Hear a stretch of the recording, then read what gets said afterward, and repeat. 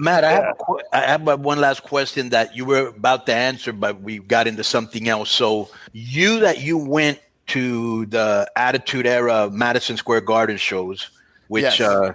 what a hard building to get into, bro. Every time I've been there, I get fucking lost. It's the same way now, dude. Yeah. Not easier. Yeah. So you used to go to the Attitude Era, and you know what that crowd was like, and then the crowd that is now. Like I said, my interpretation of what I'm seeing is kind of like the nerd culture mixed with the LGBTQ. That's kind of like what I see a lot of now, right? When did that change happen, and do you know why? How would you explain? And is there something like the social justice crowd and the nerd culture, like I think for me, like when I was watching wrestling in like the year I started. Like 85 as a baby, I was watching, right? And like I remember in kindergarten, first grade, everyone liked WWF, like Hulk Hogan, Ultimate Warrior, Macho Man. And then for years, nobody was liking them. Nobody liked wrestling. It was me. And that's probably a reason why, when I really think about it, like I got so into the figures because they were almost like my friends. Like I was continuing to talk about wrestling but there was no one who liked it. So it would just be me and my brothers playing with these figures, creating our own, we say like figure feds and like, booking these matches and stuff like that. And that's why I think I got so into not only wrestling, but wrestling figures because nobody liked it except for me. And I needed to continue it. I wasn't going to fall out. And then with like the Attitude Era, there's no denying hottest time in wrestling, right? Like everyone liked it again. And then a couple years later, nobody liked it again either. So it was like, I think just wrestling has those boom periods. And I think hopefully we're in for another one soon. But I just think it's one of those things that like, people get into it. They go out of it now with WWE being so PG. Like you watch WCW, ECW, WWF in the 90s.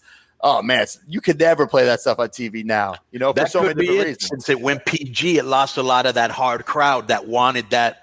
You know what I'm saying? Right. I think I would say that's but at the same time, like wrestling and WWE, you can go into like any store now and there's just like merchandise. There's everything, we have the WWE network. There's all this stuff that wasn't there then. So yes, maybe we don't have this wild audience, but I think the business has grown so much now. And like right now we're in this pandemic where nobody can do anything. But before I think wrestling was about to be as hot as it could ever be for a wrestler, whether you be an independent guy or someone in a main company. You had all these places to go, and now all these other ways to make money, whether it be pro wrestling tees or doing a podcast. Like this stuff wasn't around.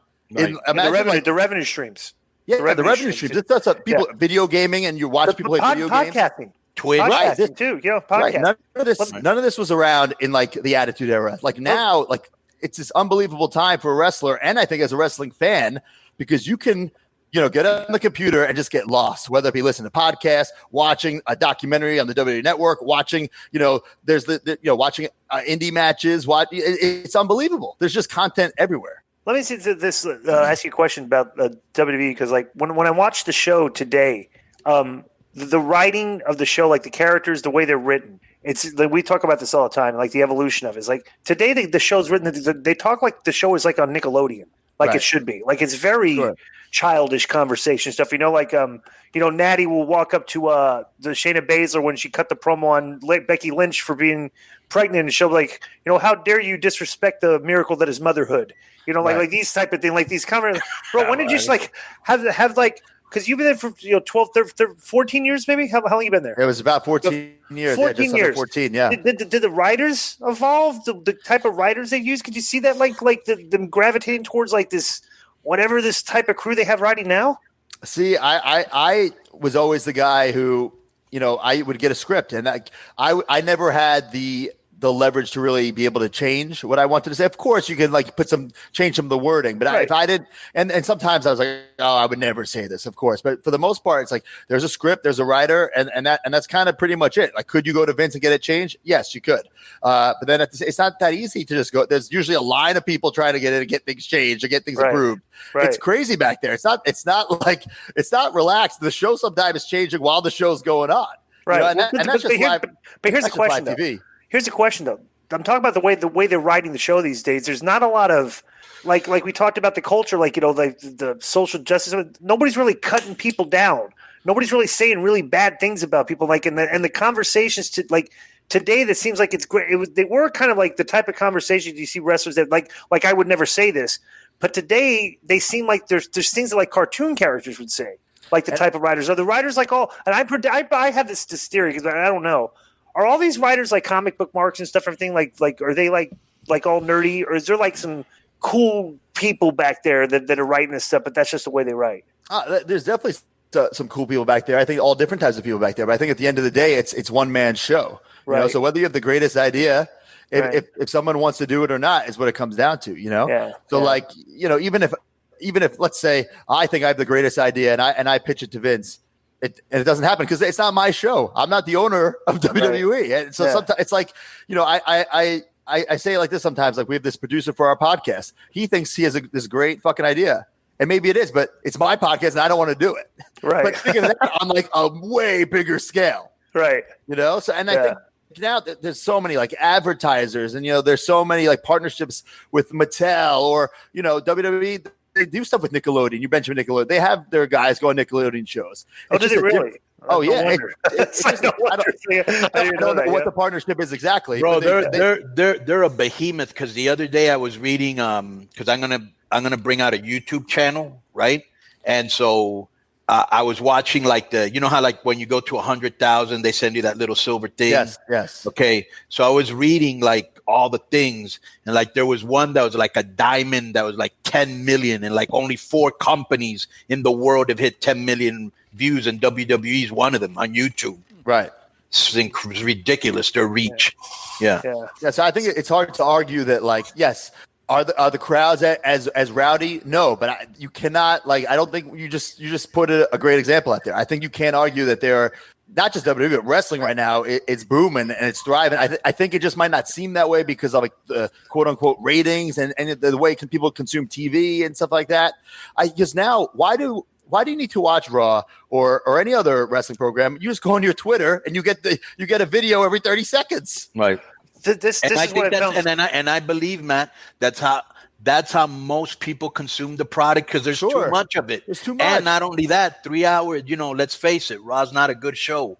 So you just see the best clips or you read about it and that's about it. You don't really sit there anymore and watch it. And they put out pretty much everything on there. Like you get the best of. Well, why do I have to sit and watch a 3-hour show, whether it be live or on DVR, and not just WWE, any wrestling show, if you just go on Twitter as it's happening, or an hour after it happened and just scroll through their feed. Okay, this person just do the word. It's like you get the whole show in 10 minutes. And the best parts. They're not putting up the shitty parts. They're putting up the best parts. So you can watch the best parts of any wrestling TV show in like 10 minutes for free. I watch a lot of YouTube. I watch a lot of wrestling. Most of the wrestling I watch is on YouTube. Like I said, you can find anything you want to look, you can find. But this is the fascinating thing to me, right? So we're talking about like the kind of like the social justice crowd, like the LGBTQ crowd is kind of like in wrestling now. This was fascinating to me. So I was looking at like some of my like highest viewed videos on YouTube. I have a couple like 200,000, like and stuff recently. I'll get like maybe 120,000. Like stuff I was doing Impact was getting maybe 150,000 views. I thought, wow, that's a lot, Bro, it's like my highest one for like me was like 250,000 or something like that. Then there was a match that they had at Future Stars of Wrestling here in Las Vegas. It's our little indie organization. You have a small little building that can hold like 150 people. So there was a show over like 2 Christmases ago, and it was like one of these LGBT shows that has like where guys wrestle the girls and stuff. They had an intergender match where I was managing this guy, an intergender guy, against Scarlett Bordeaux, right? Mm-hmm. On a shitty little indie show with shitty production stuff. Bro, 5.7 million views. It's crazy. And I'm like, what the? I'm like, what? I was like, I don't. It's just weird how like Bro, Matt, how. Let me tell you something. This is very true. The LGBTQ movement, they support each other. They don't just talk about it. They support each other. Almost all our biggest, like we have like a transgender and a transsexual and a homosexual. AAA. In AAA in Mexico, we have this, and bro, they always beat everybody. Them and the women beat the men by a long shot in views. I think it's great that everyone has their audience, and all the audiences now they're merging, and everyone's watching everything. And like you just said on YouTube, there's really you can't really say why does one get more than the other because there's so much content. There's probably so much content that it's hard to even find certain things. You know what I'm saying? Like we put up these videos on our YouTube channel all the time, like the fig bath video. It's like, did that one get the most views? No, but then like there's one that gets a lot of views. If you look at wrestling fig bath, you're the second video you can see. It's like we can't predict what people want to watch, when they want to watch it, why they want to watch it. I think that's the most fascinating thing about not just wrestling, but this whole like this everything's going digital, everything's going to streaming, everything's going to the internet. And I think like even Twitter and social media and the internet was quote unquote nerd culture in the mid 90s. If someone was using the internet, you probably thought, look at this nerd on the internet. Right. Now we're having a 4-way conversation now. We all have these big headphones on and we're talking to each other on the internet for something that you could download on your phone. Like the world is just changing. And for the good, the better, I think. Back in WCW when they first started doing internet and they had WCW Live and they would have the show, the WCW pre-show, it was like Bob Ryder and Jeremy Borash and me and Konnan and Jarrett would always spend our time in there. And everybody thought that we were like the internet nerds because it's like the only people, like we were the only people that would go in there. So like you'd spend all day like following it. This is how in the new stages the internet was. We were bearing the company while we were getting paid by the company live on this show, and they never found out. Yeah, they didn't watch it because they thought that was all the internet nerd stuff, right? So, we have tapes of those, and it's like I can't believe we didn't get like if you replay them and hear what we were saying, we got fired. But that's cool, man. So you're doing well. You get when wrestling starts back up, you're gonna be wanting some indies and stuff. Yeah, I mean that's another thing too is that just being your bookings are on hold because nobody knows, right? That's the whole thing. Right? There's no bookings. There's no bookings.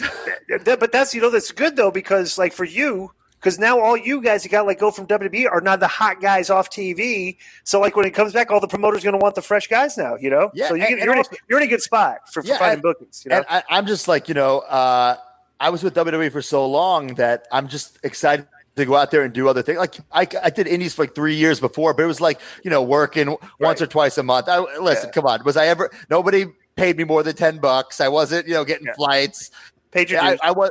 Yeah, I wasn't really, I got so lucky that I got signed so fast, but I never got to experience things like, okay, yes, I've been to Japan or Mexico, but never like without WWE, never like on my own, never really experiencing it, and that's something like I'm excited to, as a fan, but also as like a wrestler to do. Like I've never got to do these things. I still think that once this world clears up, I think wrestling's going to be as hotter than ever because the wrestlers are going to be excited. I think the fans are going to be excited. And I think once everything, with this pandemic and the social distancing, once that clears up and people can actually wrestle in crowds, when crowds be there, I think fans are going to be louder than ever. And you might see those rowdy crowds come back because people, they've been sitting home for months. Yeah. They just want to get out there. When you start doing indies, bro, you're going to be shocked how much money you're going to make on just taking pictures of people. So that's, I can't wait. I can't wait. Yeah, cool, man. And I would like to say one last thing. Do you remember this gimmick that they gave your boy Kurt Hawkins, which I thought was hilarious?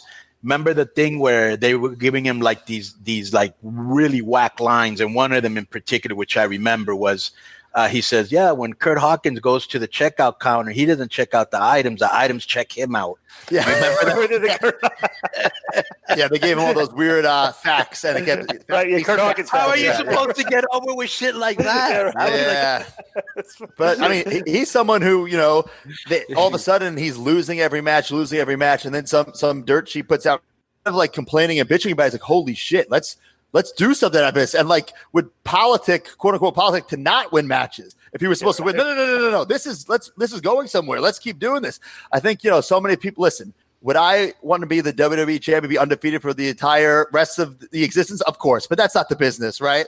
That's not how it is. And he was smart enough to realize like, hey, I can get over losing every match if I work my ass off, make the other guys look good. And then eventually he saw it before anyone else did.